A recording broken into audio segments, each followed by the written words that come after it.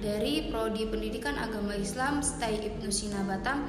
Di sini saya akan mengerjakan tugas ujian akhir semester mata kuliah Sejarah Pemikiran Pendidikan Islam Modern dengan dosen pengampu Bapak Dr. Abdul Halim MPD. Di sini saya akan memberi informasi tentang biografi Buya Hamka. Profesor Dr. Haji Abdul Malik Karim Amarullah, biasa terkenal dengan nama Hamka. Lahir pada tanggal 17 Februari 1908 di Tanah Sirah, kini masuk wilayah Nagari Sungai Batang. Bertepatan pada Kabupaten Agam, Sumatera Barat. Buya Hamka adalah anak pertama dari 4 bersaudara. Anak pasangan Abdul Karim Amarullah, biasa dipanggil Haji Rasul. Dan ibunya bernama Safiyah. Haji Rasul atau ayahnya Buya Hamka adalah seorang ulama yang pernah menempuh pendidikan agamanya di Mekah, juga pelopor kebangkitan kaum muda dan tokoh Muhammadiyah di Minangkabau. Dari yang kita ketahui dan dapat yang saya sampaikan bahwa beliau berasal dari keturunan yang taat beragama dan memiliki hubungan dengan generasi pembaharuan Islam di Minangkabau.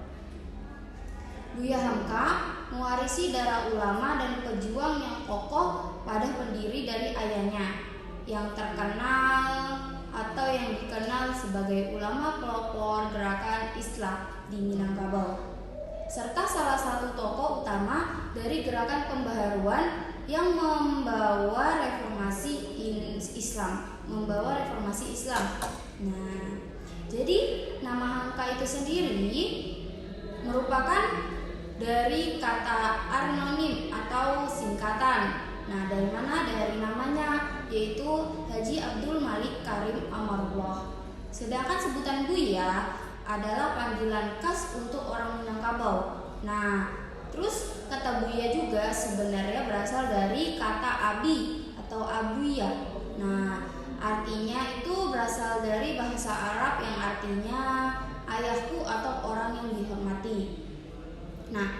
Pada saat usianya 4 tahun, Buya Hamka mengikuti kepindahan orang tuanya ke Padang Panjang untuk belajar membaca Al-Quran dan belajar bacaan sholat di bawah bimbingan Fatimah. Fatimah itu adalah kakak tirinya Buya Hamka.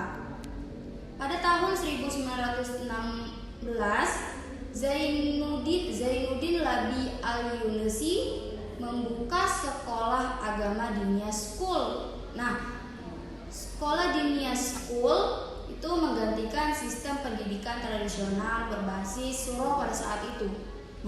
Sambil mengikuti pembelajaran setiap pagi di sekolah desanya, Buya Hamka mengambil kelas sore di Dinia School. Pada tahun 1918, Buya Hamka berhenti dari sekolah desa setelah melewati 3 tahun belajarnya. Dikarenakan menekankan pendidikan agama, Haji Rasul atau ayahnya Buya Hamka memasukkan Buya Hamka ke Tawalib. Sekolah Tawalib itu mewajibkan murid-muridnya menghafal kitab-kitab klasik, kaidah mengenai nahwu dan ilmu sorof. Di sekolah tersebut, Buya Hamka mulai serius mempelajari agama Islam serta bahasa Arab. Sejak kecil, Buya Hamka memang dikenal sebagai anak yang haus akan ilmu. Selain di sekolah, ia juga menambah wawasannya di surau dan di masjid dari sejumlah ulama terkenal seperti Syekh Ibrahim Musa, Syekh Abdul Rashid, Sultan Mansur, dan masih banyak lagi. Buya Hamka remaja sering melakukan perjalanan jauh. Pada saat tahun 1922, Buya Hamka yang ketika itu masih remaja sempat berkunjung Pulau Jawa untuk merantau dan belajar tentang pergerakan Islam modern ke sejumlah tokoh yang ada di Pulau Jawa. Nah, setelah cukup lama merantau di Pulau Jawa, Buya Hamka kembali ke Padang Panjang dengan fokus mengurus persyarikatan Muhammadiyah. Buya Hamka awalnya melamar kerja sebagai guru di sekolah Muhammadiyah, tapi Buya Hamka ditolak di sekolah milik Muhammadiyah karena kemampuan bahasa Arabnya dan juga tidak memiliki ijazah. Hal tersebut mendorong Buya Hamka saat muda pergi ke Mekah untuk belajar bahasa Arab sambil mempelajari sejarah Islam dan sastra serta secara otodidak. Nah, kembalinya ke tanah air, Buya Hamka bekerja sebagai wartawan sambil menjadi guru agama di Delhi. Setelah itu, beliau menikah. Ia kembali ke Medan dan memimpin pedoman masyarakat. Cita-citanya sebagai ulama dan sastrawan, dia mencapai dengan menerbitkan majalah pedoman masyarakat serta karya-karya terbaik lainnya.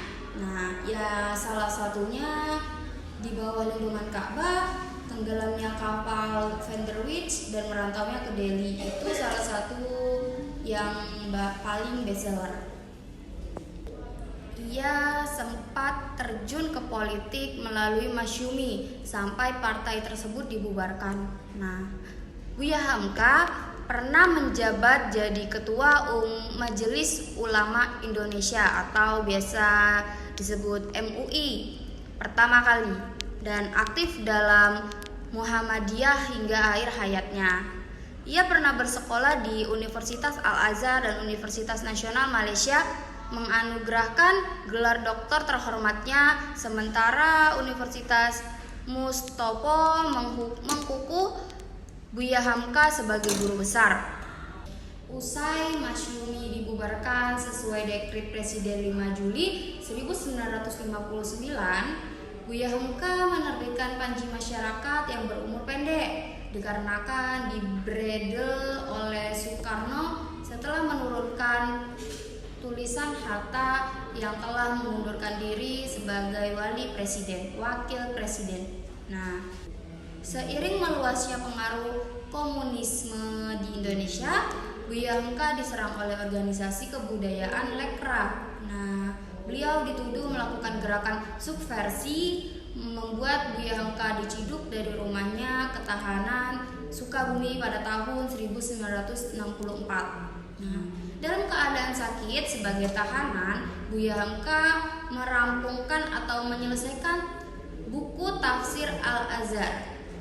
Buya Hamka bebas pada tahun 1966 pada bulan Mei menjelang berakhirnya kuasa Soekarno. Kesehatan Buya Hamka menurun setelah mengundurkan diri dari jabatan Ketua MUI, mengikuti anjuran dokter karena harus diopname.